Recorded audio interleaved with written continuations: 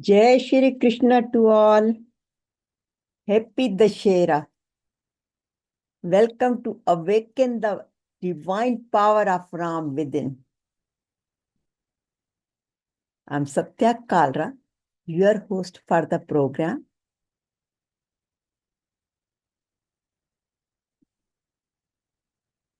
How to awaken Lord Ram's divine power within. Especially be aware during this sacred time of the Dussehra. So what is Dussehra? Who is Lord Ram? Who was Ravana? And causes of his fall. How to celebrate Dussehra and practice in our life. Not just the only day of Dussehra, but every day of our life. And practice especially Ram Bhagwanji's virtues, divine qualities. And what will be the benefit to us by doing that? Meditation and tips and question and answers. But you see an image here. That answers everything here. How to awaken. And it says, when the ego dies, the soul awakens. So the session today is how to awaken our soul through the teachings of Bhagwan Ramji. So Dussehra, the festival of victory, celebration of victory of good over evil. We hear that over and over and over. From Bhagavad Gita, Durga Sakshati, Guru Granth Sahib Ji, Ramayana. Every teachings, spiritual teachings are how to win the good over evil. And especially Dussehra, which is also known as Vijayadashami, where Lord Ram's, it's his victory over demon King Ravana. And especially in north of India and south of India and west of India is celebrated Dussehra. Here you can see it. Ramji is standing on top of Ravana's head. And to me, that was the old time, stories from old time, which we still live and continues, and it will live forever. But to me, today's, recently, that Ram Mandir in Ayodhya is a victory. It's a today's victory, where Ram Pratishtha was done and the celebration was, and we are all aware of it. We must have all watched it. And then in the east, Goddess Durga's victory over Mahishasur. These are also the regional celebrations. But we have learned about the Mahishasur and Ma Durga for 9 days, how she came in the different forms. But this is celebrated, the victory over Mahishasur. And people celebrate it in many different ways, especially depicting the Ramayana in Ram Leela. I have a lot of memories going to Ram Leela in my childhood too. I would say until teenage. And almost every year we look forward to getting new clothes and watching Ramayana and going to the Dussehra parade and all that, and the burning of Ravana icons. That was the tradition. And then also families got together, and then now you can hear and see a lot of family events, a lot of fair, and especially in US, there are so many events going on. And then during this time, the special prayers, services, charity, seva, all is very dominated, very, very much common during this time. You see a lot of people are doing the langars and havans and singing and doing bhajan and kirtan and sundar part and full Akhand Ramayana part, etc. So it's not just that celebrated in India, but it's all over the world. So Lord Ram and Goddess Mother, here the celebration is for their Saguna Roop, not Nirakar Roop. Duality, where you can see the icons of Bhagwanjis, Ram Bhagwanjis, and Durgajis. So all our singings and everything is appreciation of their divine qualities, how they manage the world, how they lived, how they set the examples for us to live. But it is their duality form where icon of Ram Bhagwanji, Ma Durgas, everywhere you will go and see in the temples. But in real sense, this is good, doing the worship of the icons, duality. But as we learned last week also from Ma Durga, and also Ram Bhagwanji is known as the light, where he stands for righteousness, R stands for righteousness, A stands for Anandam, love, peace, and M stands for moksha.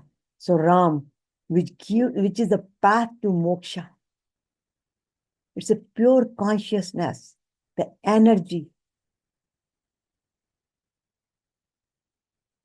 So that energy form, the consciousness, is a non-duality form, where you can see the lights here, you can lights, and here, to me, it's a path to Anandam. All these spiritual practices are path to Anandam, love, peace, Anandam, Satchit Anand. So Lord Krishna, his divine qualities, he was the ideal ruler and embodiment of virtues. That's why it is called Ram Raj, because he was the embodiment of codes of ethics, Maryada Purushottam. And these qualities are for us to practice, not just to talk about it, but to practice. And the very first one is accept unfavorable condition unconditionally, like he did. He was going to be crowned as a king. And instead of that, he was given the orders to go to jungle for 14 years, leave the Ayodhya. But he did not leave his courage. He was the powerful warrior. How he fought on his way, all the way to Ravana's Sri Lanka. He always follows his dharma, morality. And in our scriptures, our Hinduism is dharma, arth, kam, moksha, these four pillars. And he always chose dharma over arth. In other words, he did not argue that why are you taking away my kingdom, all the possessions, but he followed the dharma, the righteousness, his father's promises, which he did it to his wife Kekai. So he helped, not only he followed the dharma, but he helped his father to follow the dharma. And he was respectful to everyone, all the kings, including Ravana. So all these teachings are telling us that we should accept the unconditional. Many times we have many challenges, but instead of giving up, we should have a courage to face the situation, but do not compromise our ethics. And we should always live our righteousness according to our dharmas, whatever our prescribed duties are. We must follow those, and we should respect everyone. At one time, our Guruji, Hariharji Maharaj, he always said, Beta acha karam karo. Do the best action. And one day I asked him, Guruji, what is acha karam? Acha karma kya hota hai? And he simply said, just respect every human being, whoever they are. Everyone has something good in them. Learn to identify that. And that always stays with me, that my dharma is to respect others with love and compassion, not majburi mein, but with love and compassion. And have a patience, just like him, Bhagwan Ramji. He was not in making the hasty decisions. When you watch Ramayana, you will and study Ramayana, you hear many times how his brother, younger brother, Lakshman, was so anxious to make the decisions. And he always held his hand and he says, no, wait. And he always shows his love and compassion. And seva was his another nature. Like in Bhagavad Gita, it says, Sarva Bhutite Rata. And he lived with it. And he taught all of us to live with that. So do the selfless seva without any expectations. And he was a really self-control. If you really want to, we say Buddha was the self-control, but I think Ram was, if you look at the Ram Bhagwanji's, every time he was so self-controlled and always lived with the truthfulness. No hanky-panky, no lies, very humble. So it teaches us that we should be patient. We should express our love and compassion with patience and have the bhava of seva without having craving for results of all of our action. Like when we go do the seva, bhandaras, mandirs, we feel some, we used to feel that hamara naam ho, our name and fame and donation and name should be advertised, published, announced. But here he says, no, do it. Neki kar kuएं mein dal. Do your best with self-control and live with the truth. Be very humble and loyal. He was so loyal to his kingdom, his righteousness, his dharma, his commitments, that due to loyalty, he went to visit Shabri, Ma Shabri, who waited for him. And many times people say that Ram Bhagwanji was sent to jungle because of Kekai, because of all that. But if you really go into the deeper meanings, and it says in the many Shastras that he went to jungles because Sabri was waiting for him. And that was the mean for him to go to the jungle. So his loyalty and his commitment. And there are so many stories.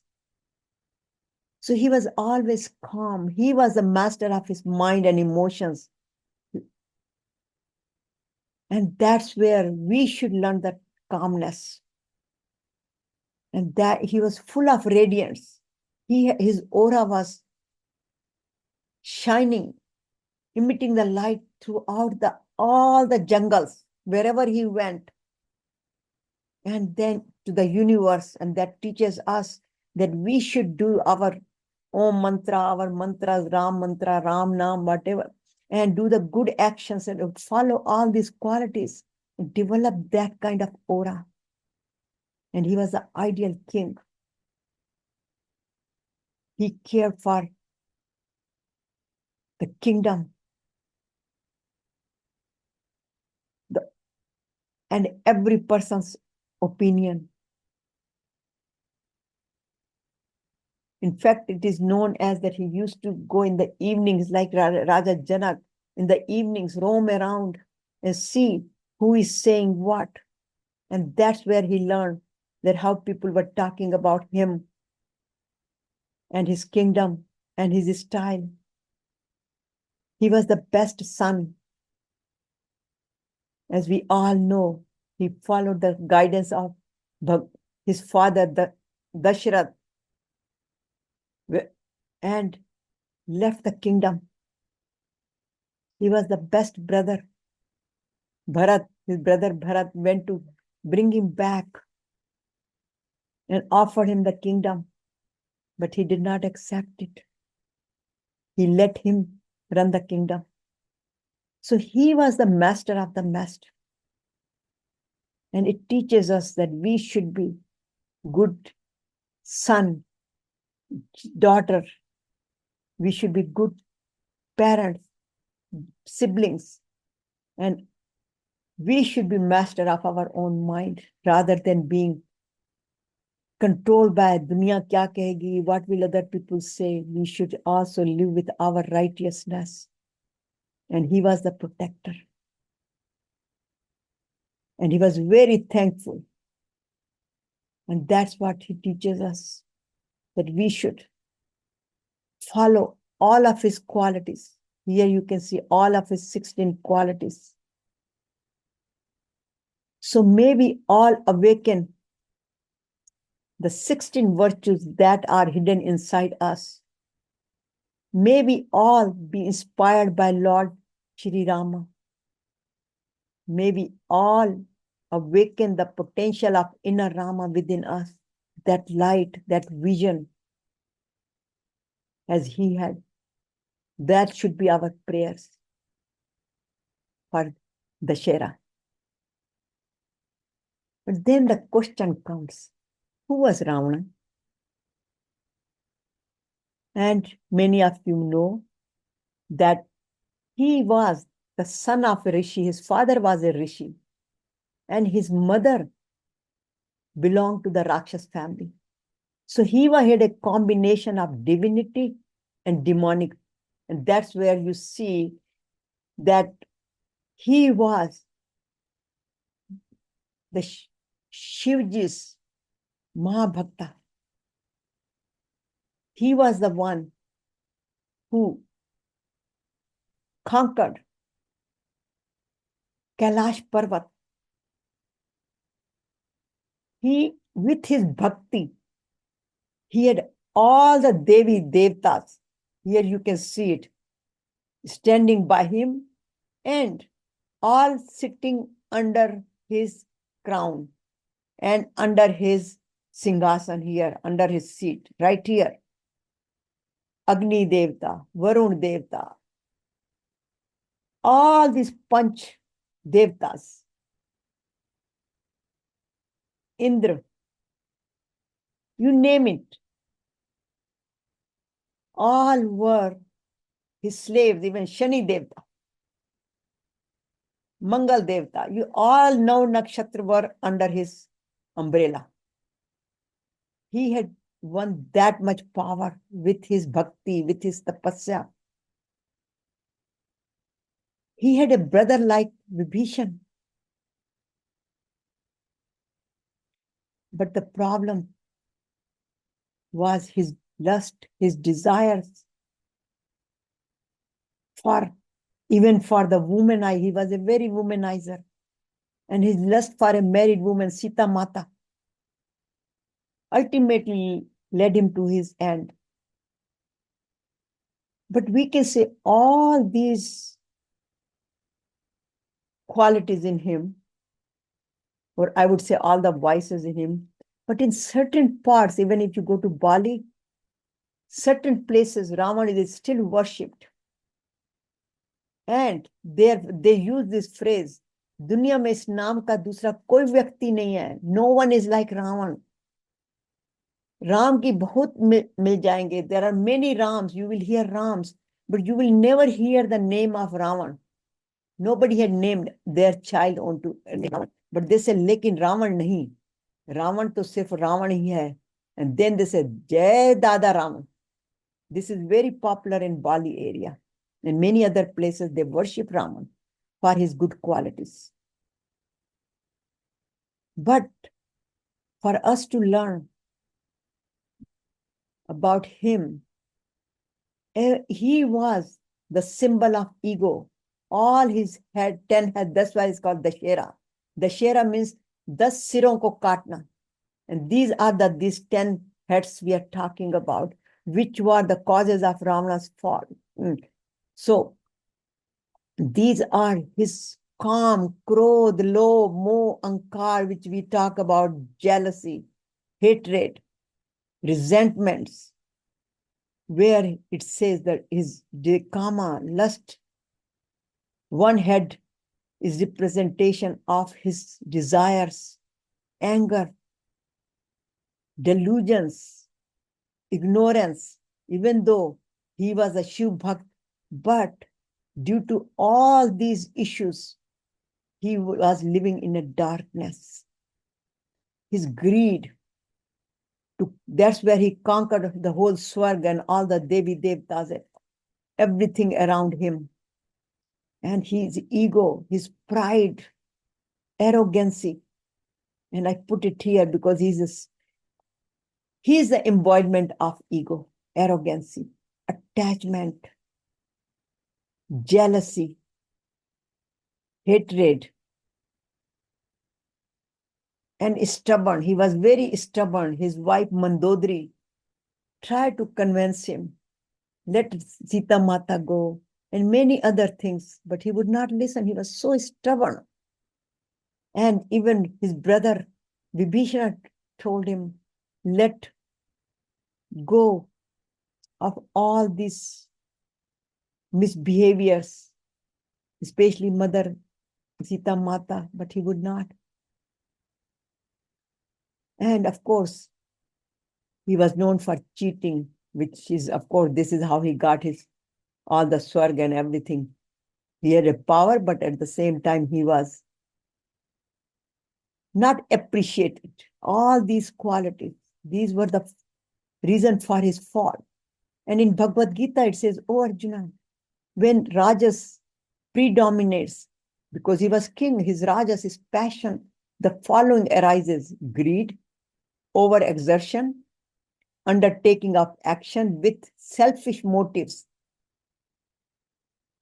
and restlessness and uncontrollable desires, which is, he is the embodiment of all. So, ahankaram, balam, darpam, kamam, krodam cha sanchita, mamat atma pardeheshu, pradyuvishyant obhya sueka. These malicious people cling to egoism, power, arrogancy, lust, and anger, and they hate me. Like Kansa hated Shri Krishna Bhagwan Ji. That's what he's mentioning here. And Ravan hated Ram Bhagwan Ji. So that's what he mentioned here. Duryodhana hated Shri Krishna Bhagwan Ji. So who dwell in their own and other bodies. So Ram Bhagwan Ji, who's everywhere, but they even hate him. In other words, they develop the bad energy in themselves. So now, what was the final cause of Ravan's fall? It says ego. Because when Lord Bhagwan Ji returned to Ayodhya, his mother Kaushalya asked him, did you kill Ravana? And Ram Bhagwan Ji replies so beautifully. He says, look at the fantastic reply of Ravan. Here, Ram Bhagwan Ji says, Maha Gyani, Maha Pratapi, Maha Balshali, Akhand Pandit, Maha Shiv Bhakta, person who created Shiv Tandav Strotam, the mighty Lankan, was killed by his ego, not by me. And that's why he's known as the embodiment of ego. So how to awaken power of Ram within? Though we have already talked about how to practice it, but in summary, when the ego dies, the soul awakens.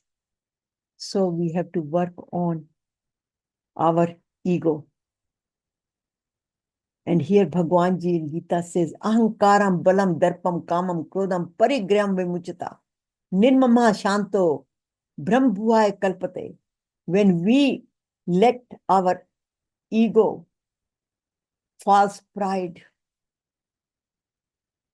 desires, anger, greed go, we become nirmohi. Nirmohi doesn't mean that we should let the world go, surroundings go, family members go. Nirmohi means expectations. Then we develop the Shanti, peace, and we qualified to experience the divine qualities, divine supreme power. And in simple words, when we substitute our vices with virtues, then or our old habits, and we develop the new habits. So once the vices are removed, virtues are automatically born, as it says in Bhagavad Gita. And I refer to Bhagavad Gita a lot because that's my such a favorite subject. It says, Devi Sampad Vimokshaya, Nibandi Asuri Mata. Devi Sampad, Devi qualities will take you to moksha, but vices will take you to bondage. So evil qualities are the bondage, birth and death, cycle of birth and death, but divine qualities give us the liberation. So, in summary, we practiced 9 days until yesterday.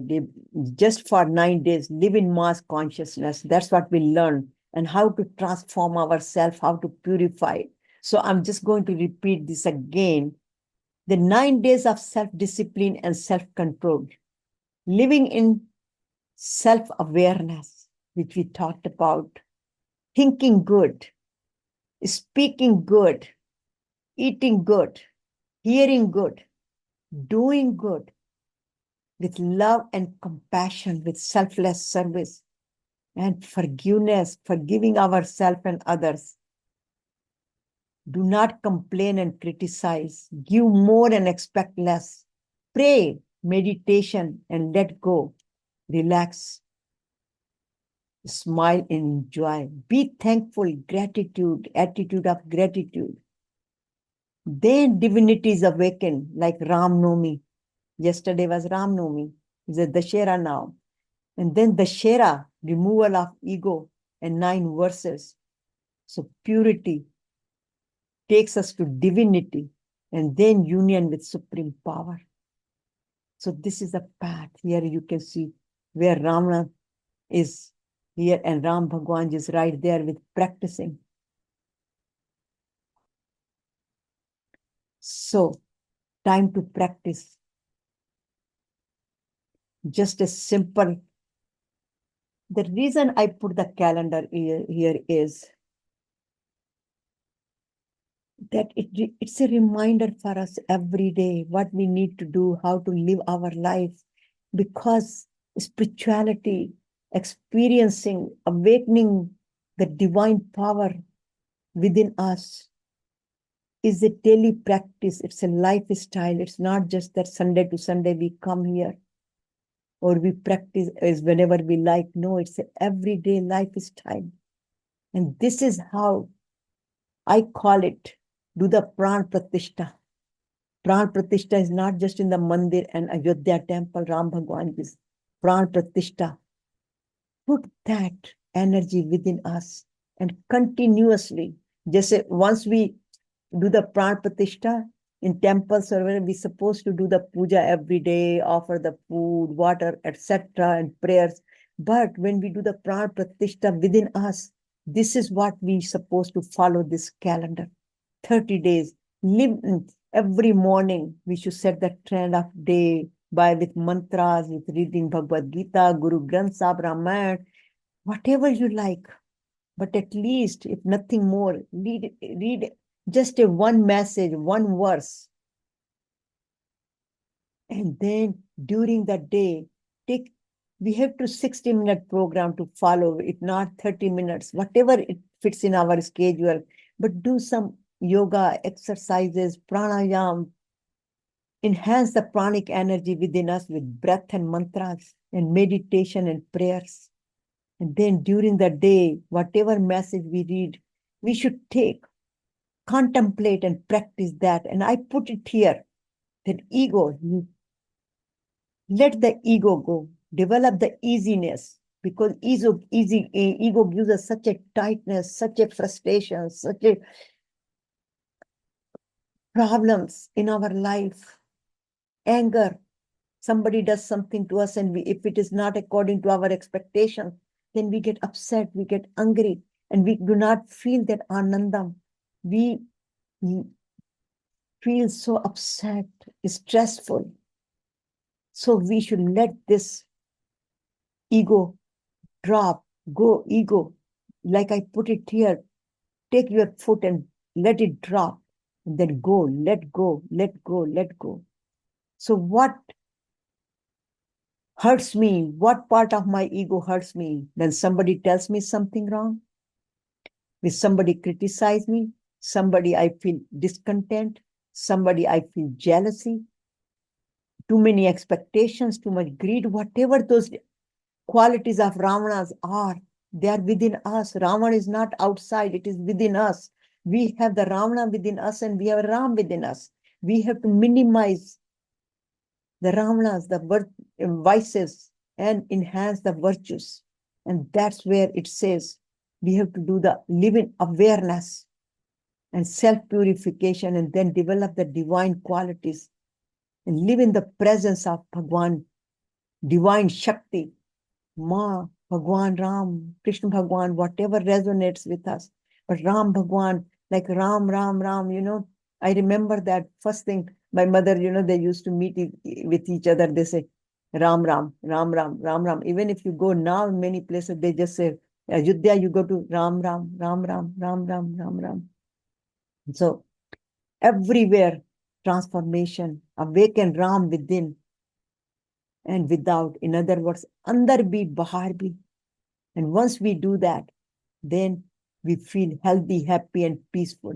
We feel like we are living in a Ram Raj. Ram Raj is nothing but the kingdom with good values, morality, with love and compassion, which is called Paramdham. So we should practice and evaluate, continuously evaluate our practices and our progress, and then let go, let go. This is how we will get beyond our birth and death, by surrendering to and ultimately experiencing I am Satchit Ananda. So our homework is here. Develop the virtues. Be aware and ask ourselves. Self-inquiry, Swadhyaya Abhyasam, which you have seen it in every of my sessions. Live in awareness that my goal of life is to live in Ram Raj, create a Ram Raj. In other words, realize who I am. I'm no different than God. And follow the teachings of Bhagwanji. Develop those virtues and live in his consciousness and do the mindfulness meditation. So here it shows, see, all this is the bondage. We have to go this is the path of bondage. All this comes from Bhagavad Gita. Again, this is the Gita's verse in chapter 6. And then these are also verses from Bhagavad Gita, Abhay Satya Samsudhir, all this. So these virtues take us to Anandam, path to Anandam, but these are path to bondage. So path to bondage. Who is path to bondage? Now, Raman's qualities was bondage. And divine qualities, Bhagwanji qualities are Anandam, path to Anandam. So we should stay on the path to Anandam. But again, end of the day, choice is ours. Whether we want this or we want that. Anandam or bondage. So action and tips of the day. It says, shut down, kill your ego before it kills you, like a Ravan. His ego killed him. and then enhance love and make a difference. So here it says, burn the ego, not the Ravan. Lot of icons are burned, but it says, burn your ego, not just the Ravan. And so things that should never enter your head, kill them before they destroy you. And again, for reminder, our pride, greed, anger, lust, delusion, jealousy, these are the qualities which we discuss. Negativity, selfishness, hatred, ego, all this we should focus on not letting enter our head, but practice, practice, practice the divine qualities. So happy Dussehra to all of you. May Lord Ram bless you and your loved ones with health, happiness, peace, and prosperity. These are the wishes from us, from the team of Path to Anandam. Thank you. Thank you for joining.